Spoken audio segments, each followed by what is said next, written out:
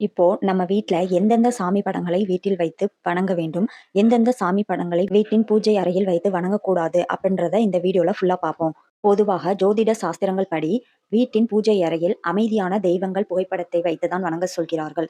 மற்றபடி ஆக்ரோஷமான தெய்வங்களின் புகைப்படத்தை வைத்து வணங்கக்கூடாது. அமைதியான தெய்வ புகைப்படம், ஆக்ரோஷமான தெய்வ புகைப்படம் அப்படின்னா, இப்பொழுது அமைதியான தெய்வத்தின் புகைப்படங்களாக காமாட்சி அம்மன், முருகர், பிள்ளையார், மீனாட்சி அம்மன், சரஸ்வதி, பாபா போன்ற புகைப்படங்களை வீட்டில் வைத்து வணங்கலாம்.